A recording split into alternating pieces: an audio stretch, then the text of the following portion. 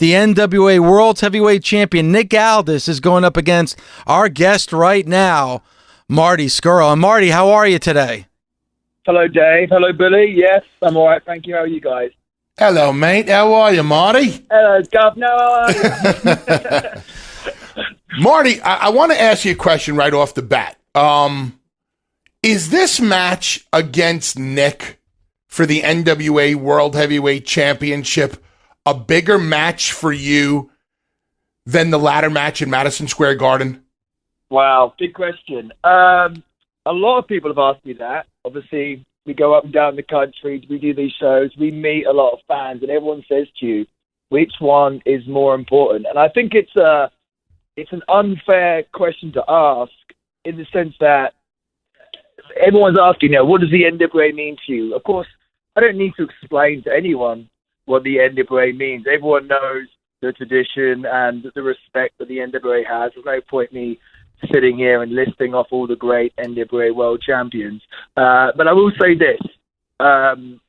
Coming to Ring of Honor, I always envisioned myself fighting for the world championship and becoming Ring of Honor world champion. That was never a question.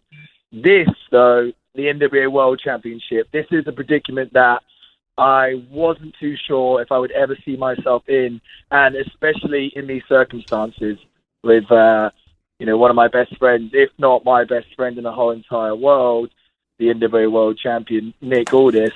It's 15 years in the making, and I never thought that from where we grew up from in sort of rural England, in a little village, 15 years later, would be headlining a pay-per-view, fighting each other for the NWA World Championship. So it's certainly unexpected, and I can't really put into words or fathom sort of how big a deal this is, especially for myself.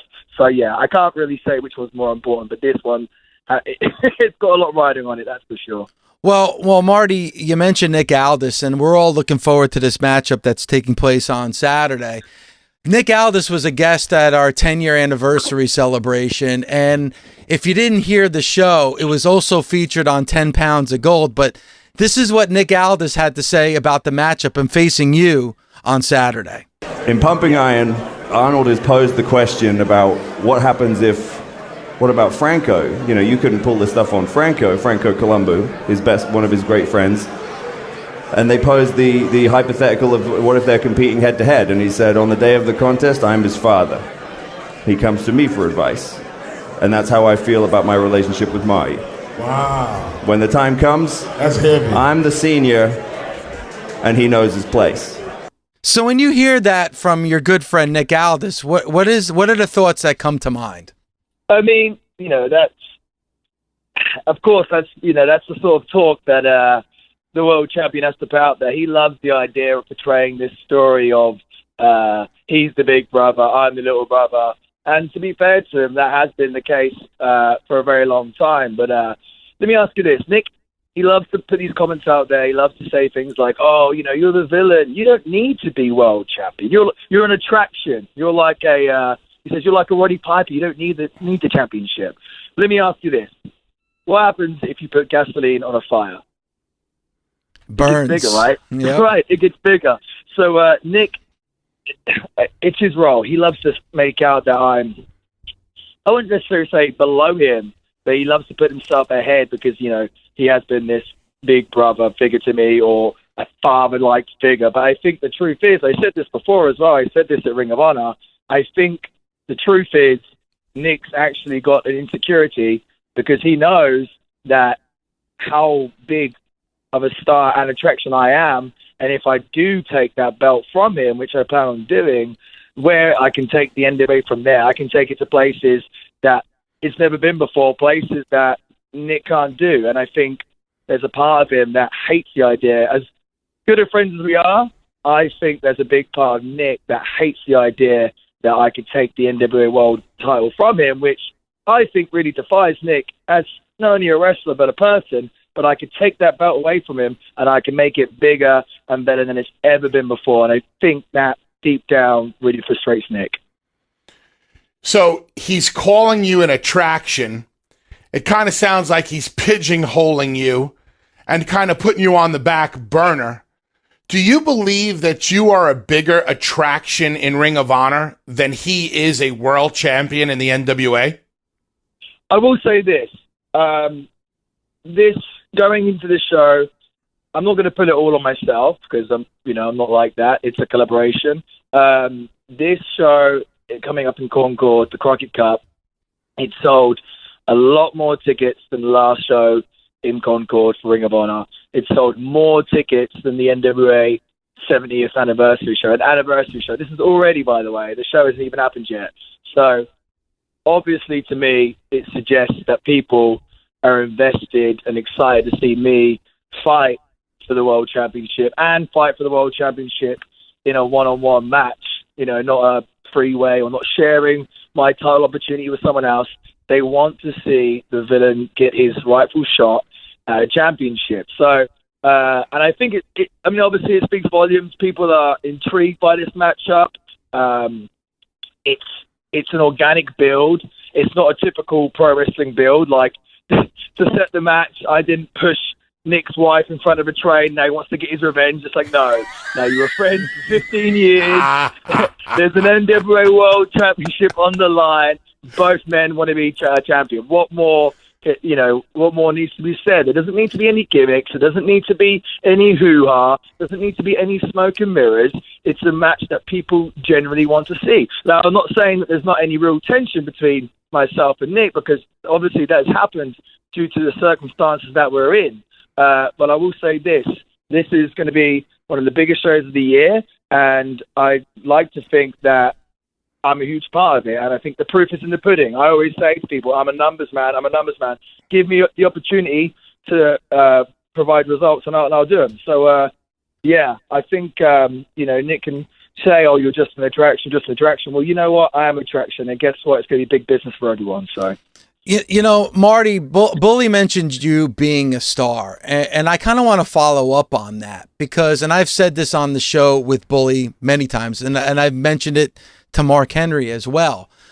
You're kind of the cool guy right now. Think about it. Like, what you've been able to do. My daughter, who's 15, her ringtone is your entrance theme.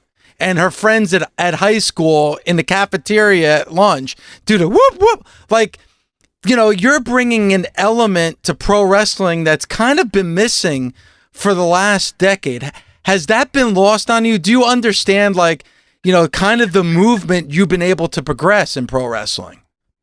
Yeah, I mean, kind of what I was going to before. It's never my aim to try and be cool or anything else. I think I just try to be the wrestler that I know I would enjoy watching. And when I watch wrestling, I want to see organic wrestlers. I want to see people that can be authentic and be real. So I'm not going to come out there and, try and be a clown or a pirate or anything else.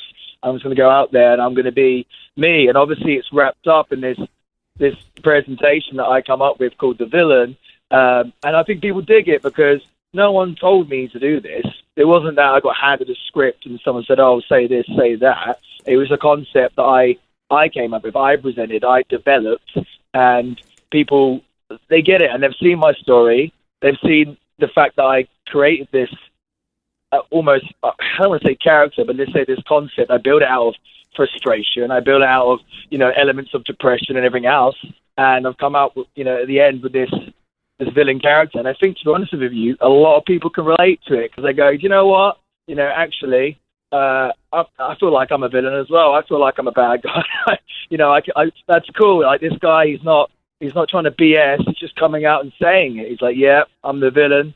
What you see is what you get. So I think people appreciate the honesty. They love the fact that it's authentic and it's the real me. So, no, I appreciate it. They think it's cool. Then, I guess I'm doing a good job. So I appreciate it. Marty, you're a part of a huge faction, the Bullet Club, with the guys, with Cody, the Bucks, with Paige. And I've told you to your face, I thought you were the biggest breakout star, if not the biggest star in that group. And I could back that up with, fact. Look at your merchandising. Those guys split, you stayed, and now you've created Villain Enterprises. And basically overnight, Villain Enterprises has become the biggest babyface faction in Ring of Honor, and it's getting over to the moon. I think PCO's doing a great job. I think Brody's doing a great job, but you are the foundation of Villain Enterprises. Which faction did you enjoy more? Are you enjoying more? And what's different between the Bullet Club and Villain Enterprises? I mean, there's a big difference between the two groups. Being in the Bullet Club was a great part of my life, just in the sense of the friendships I made with the guys you just mentioned. We had a great ride. We had a really good run on top.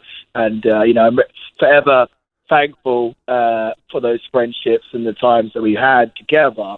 That being said, Bullet Club wasn't necessarily, it wasn't my invention. It wasn't my creation. And, as yourself, Billy, a big part of pro wrestling is getting that creative satisfaction. And I think that's where I'm able to stand out the most, when I can be creative and I can express my sort of artistic values in wrestling. Because you put me in the ring there, I'm not giving you a Will Ospreay and Ricochet match. That's not my forte. But what I do have is, I like to think I've got a creative mind, and I think that's where I excel at. That's where I come up with these things, which, like Dave said, people think are cool. So the Villain Enterprises, it was my creation, and it was something that was in the back of my mind when I knew the Bullet Club was coming to the end. I thought, okay, what's next? Like, I never want to just rest on my morals. I really want to push the boat every single time and come up with something new, and so the fans have something to get their teeth into. I don't want to be the guy just kind of like, okay, cool, I do the whoop whoop and I break the fingers, I hold the umbrella. It's like, no, what can I do next? And I've met PCO many years ago, wrestling in England, maybe 12 years ago. Ironically, actually, myself and Nick used to work with PCO a lot back in the day. And obviously I'd heard about his story and his comeback in professional wrestling. I just thought it was super cool. And then same with Brody. I'd actually, he's only been wrestling maybe, I don't know, 4 years tops. But I remember maybe 3 or 4 years ago, I would pop into a training school in Los Angeles, and because Rocky Romero was running at the time, and Brody would always be there.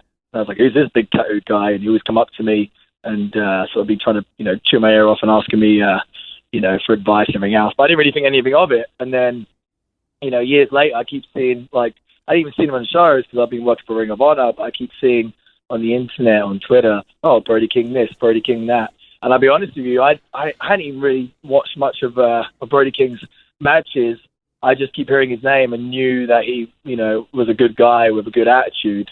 And I thought, okay, we're making a new concept. Let's come up with a new group. Let's completely, let's redo everything here. And I thought, we'll have my own group, and maybe we'll have an underworld of villains, so a group of villains. Because we had the Villain Club before. I said, let's move on from Villain Club. I have an enterprise, and I can hire my own villains. And the first two guys I thought of were PCO and Brody King. So we've got the ultimate veteran, PCO, who's been wrestling for, as long as I've lived. And then you've got a new guy, a rookie in Brody King. So I thought, what a great combination. And I had to push it to Ring of Honor for a long time. I don't think they wanted to go that route. And I was like, no, I promise you this will work, because I just know it. Like, it's going to work. Just give me the chance to do this.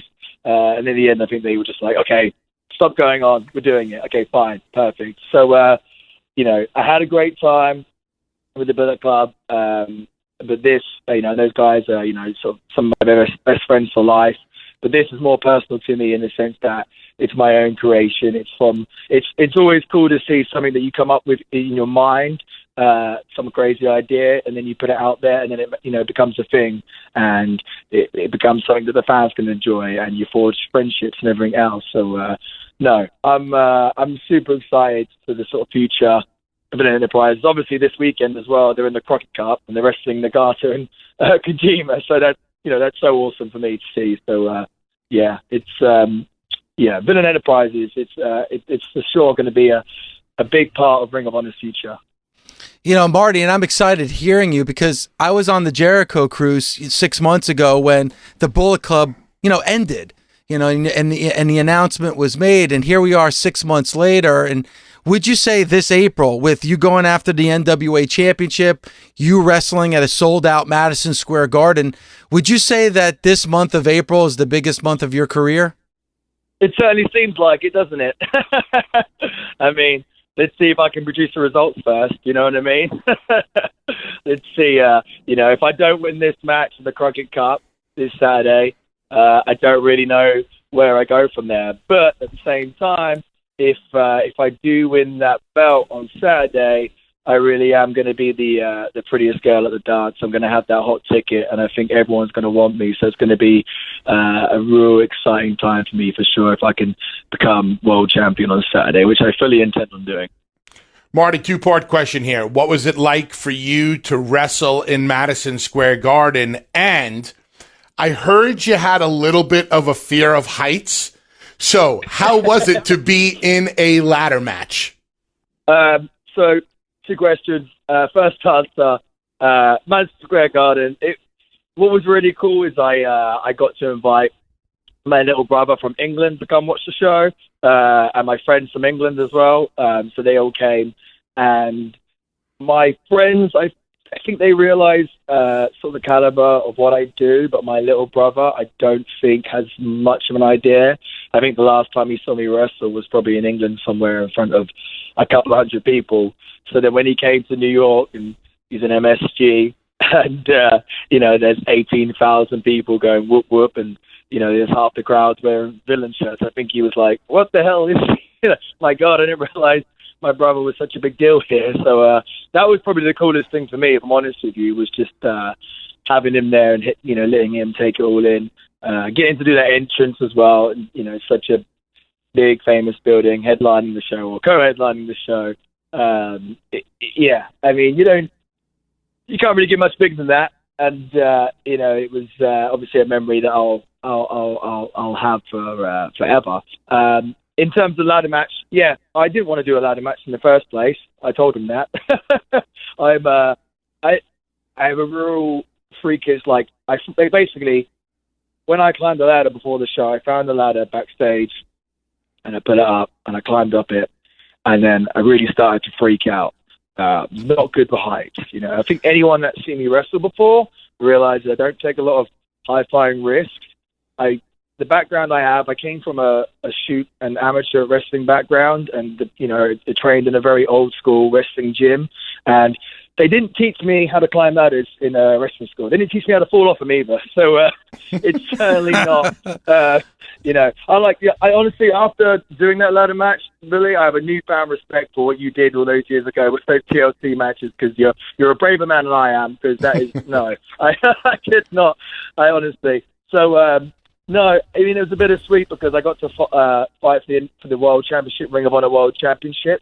To me, it seemed like an unfair advantage that I had to do it in, this ladder match environment. So just give me a one-on-one normal match. That's what I do. My finishing move is a submission. I can't do that in a ladder match. Come on, I did actually. I did on top of the ladder, but you can't win that way. It's. And also, what I didn't realize is how much that the ladders hurt either. I knew they wouldn't be nice, but the first part of the match, I think I picked up a ladder. Jay Lethal drop kicked me as I held the ladder. It just cranked on my arm. It's just instant, just bumps all over my arm. I was like, damn, this sucks. And then the next thing, I got back dropped into the ladder, boom, boom, boom, boom, and I was like, oh my God, I don't think I'm gonna be able to finish this match. This is the worst feeling ever. So.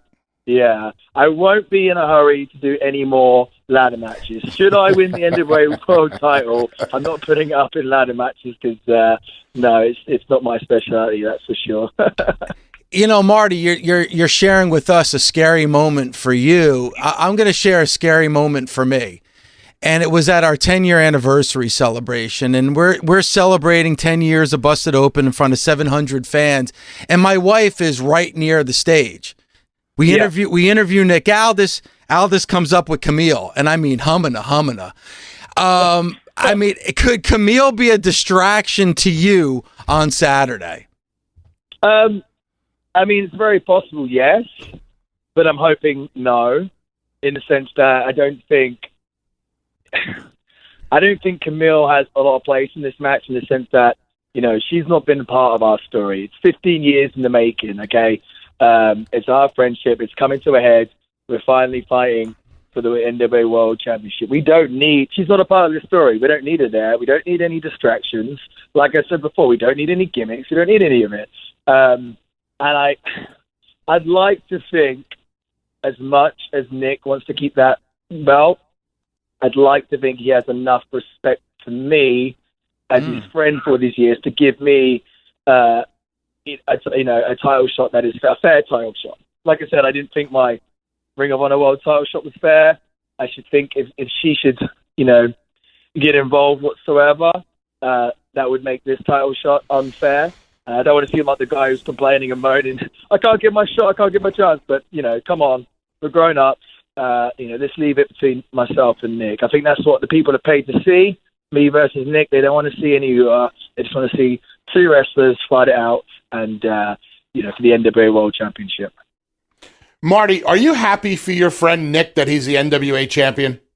Oh, absolutely. I'm over the moon for him. But honestly, you asked me 2 or 3 years ago, Nick would see. This is why it's funny where Nick makes out that he's this big brother figure and everything else. To me, 2 or 3 years ago, different story. I was rocking and rolling, going to Japan, becoming the IWGP Junior Heavyweight Champion, coming to Ring of Honor, becoming the TV champion, joining the Bullet Club. On top of the wrestling world. Nick was down in the dumps. Nick, he'd finished with TNA. He didn't really know his position in pro wrestling, and he's down in the dumps. Who does he come to? Me. I was the guy who was being the big brother. I was the guy pointing him in the right direction. I was the guy giving advice. And then I'm guessing it worked, because out of nowhere, Nick becomes the NWA World Champion, and all of a sudden he's back on fire again. He's on top of the world. So of course I'm happy for him to be NWA Champion. I think it's great, and I think it really defines him as a pro wrestler. And I'm not going to lie, he's doing a great job as the NWA World Champion. I'm sure the NWA love him being the NWA World Champion. So, of course, I'm happy for him.